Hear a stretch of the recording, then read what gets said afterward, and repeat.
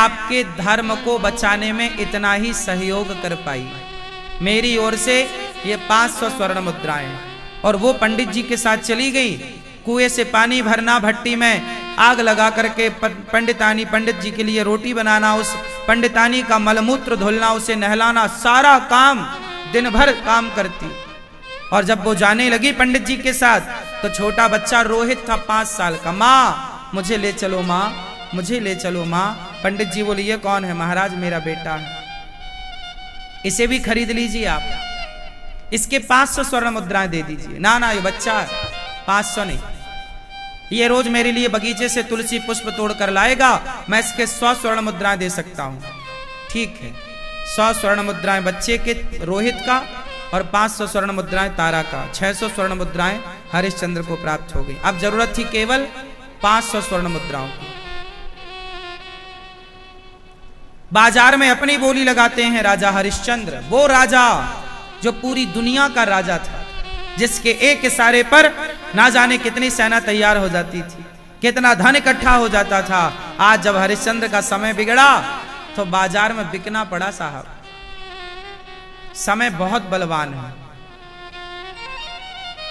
समय बलवान है। कई लोग कहते हैं ना महाराज जी हम इतनी भक्ति करते हैं, इतना संकट आता है।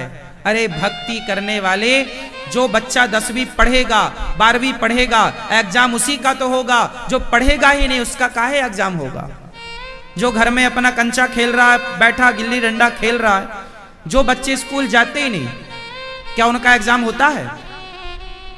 जो आगे बढ़ना नहीं चाहते, 10वीं से 11वीं नहीं जाना जिन्हें, उनका एग्जाम क्यों होगा? एग्जाम तो उनका होगा जो पढ़ना चाहते हैं। भगवान परीक्षा भी सबकी कहाँ लेते हैं? भगवान अपने सच्चे अच्छे भक्तों की परीक्षा लेते हैं, क्योंकि आपको इस परीक्षा के बाद आगे की क्लास में जो भेजना है। आप घबरा जाते हैं महाराज जी हमारे ऊपर इतना संकट आया, हम भगवान कितने बड़े भगत हैं फिर भी संकट। हाँ आप भक्त हो इसलिए ईश्वर एग्जाम ले रहे हैं। भक्त ना होते तो जो भक्त नहीं है उनके जीवन में कोई संघर्ष नहीं है, कोई परीक्षा नहीं है। क्यों? क्योंकि ईश्वर आपको आगे की क्लास में भेजने की तैयारी कर रहे हैं, उन्हें नहीं। वो तो अपना खा पी के, उनकी तैयारी है, वो यहाँ खा पी के जो पुण्य किया उसका खा पी के फिर सीधा वो नरक जाएंगे, उनका तय है। इसलिए उनके जीवन में कोई परेशानी नहीं, कोई कष्ट नहीं। आपके जीवन में यदि संघर्ष है, आपके जीवन में यदि उतार चढ़ाव है, तो समझ लो ईश्वर आपकी परीक्षा ले रहे हैं। जब रेस में घोड़ा दौड़ता है ना, तो घोड़े पर चढ़ा हुआ व्यक्ति, घुड़सवार, घोड़े की लगाम बार बार खींच करके उसे दर्द देता है, बार बार मारता है, चाबुक से मारता है घोड़े को। घोड़ा दर्द से पीड़ित होता है। घोड़े को लगता होगा ना कि मेरा मालिक मुझे क्यों सता रहा है, लेकिन उसका मालिक उन सारे घोड़ों में अपने घोड़ों को चैंपियन बनाना चाहता है, जिताना चाहता है।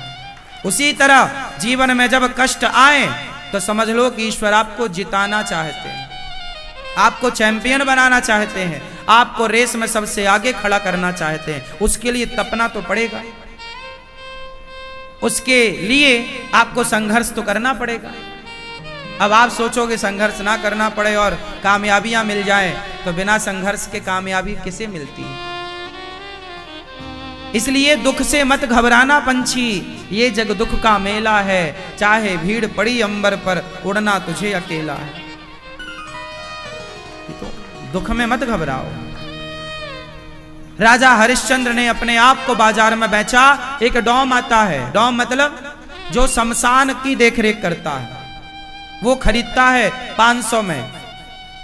1100 स्वर्ण मुद्राएं जाकर के अपना ऋण चुकाया हरिश्चंद्र ने, और काशी के शमशान में राजा हरिश्चंद्र डॉम बन करके जो मुर्दा आता उसे जलाने का टैक्स लेकर अपने मालिक को देते। और एक राजा अब शमशान में जो मुर्दा को लाने, मुर्दा को जो वहां घर वाले जब आते हैं ना मुर्दा लेकर, तो उसके लिए बढ़िया खीर वीर भी लाते हैं। वहां पिंडदान पड़ते हैं ना, मुर्दा को जलाने के पहले पिंडदान की क्रिया होती है। तो वही पिंड जो अर्थी के साथ आता था, वही खा पी करके अपना गुजारा करते थे। गंगा का पानी और पिंड का आहार खा करके हरिश्चंद्र ने अपना गुजारा किया। ऐसी स्थितियां आ गई एक राजा की, लेकिन उस आदमी ने सत्य नहीं छोड़ा। क्या नहीं छोड़ा? राजा हरिश्चंद्र सपने में दान दिए थे। क्यों देते दान? नहीं देना भाई, नहीं देना राजा हरिश्चंद्र।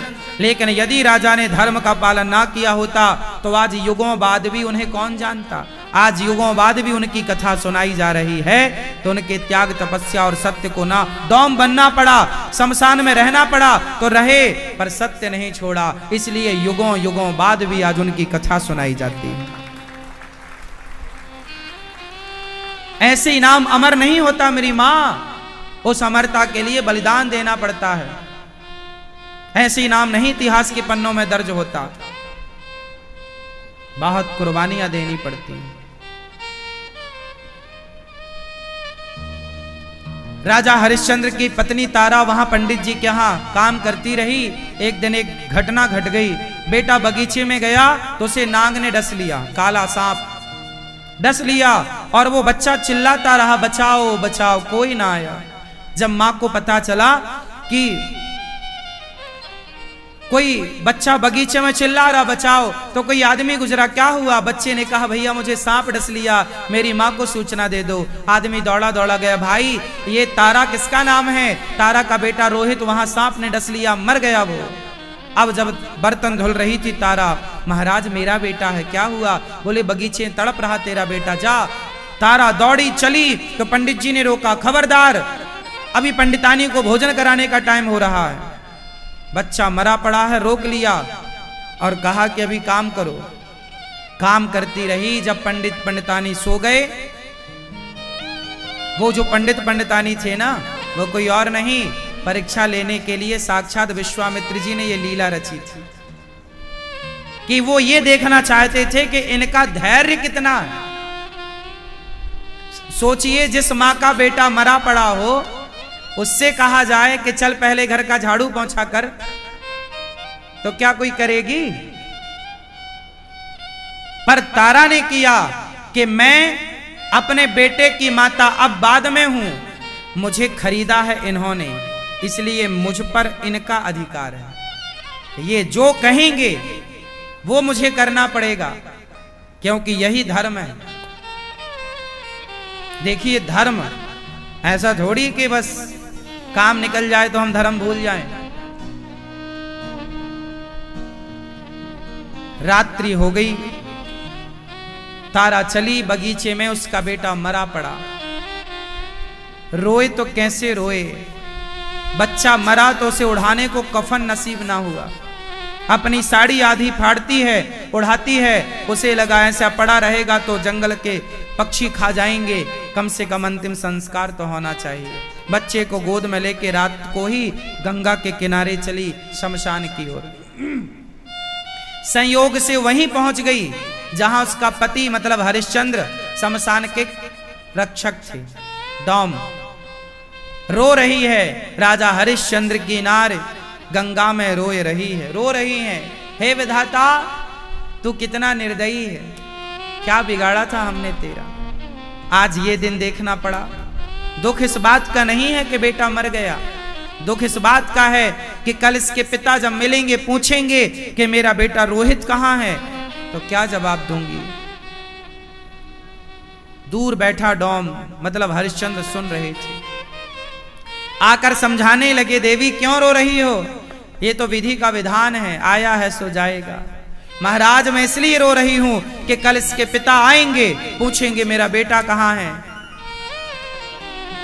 तो उस महिला के रोने से पूछा उस डॉम ने मतलब हरिश्चंद्र ने। अच्छा, रात का समय था, दोनों को बिछड़े बहुत दिन हो गए थे, दोनों की शकल सूरत बदल चुकी थी, तो दोनों ने अभी एक दूसरे को पहचाना नहीं, जबकि वो दोनों पति पत्नी थे, हरिश्चंद्र और तारा, और बेटा मरा पड़ा है, अभी पहचाने नहीं।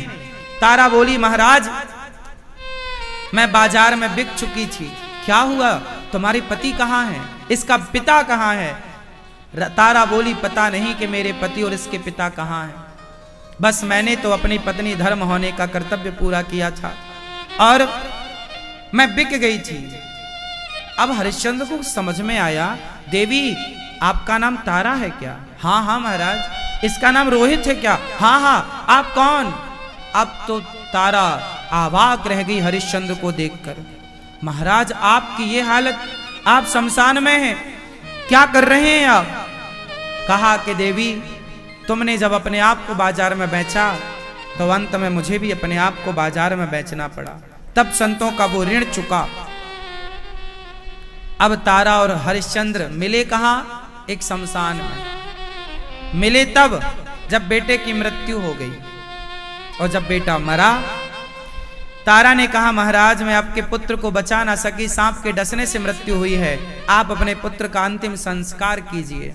हरिश्चंद्र बोले नहीं, मैं इसका संस्कार नहीं कर सकता। यदि आपको करना है इसका संस्कार तो यहां का नियम है पहले कुछ टैक्स देना पड़ता है शमशान में। महाराज मेरे पास तो कुछ भी नहीं है, उड़ाने को कफन नहीं था तो साड़ी का आधा टुकड़ा मैंने फाड़ करके से उड़ाया है। तब तक गांव के लोग दौड़े दौड़े आए तलवार लेकर, लालटेन लेकर दौड़ रहे हैं, पकड़ो पकड़ो। सारे लोग आ गए और तारा को पकड़ लिया। बोले क्या हुआ? बोले गांव में चोरी करके चोर भागा है, लगता है यही है।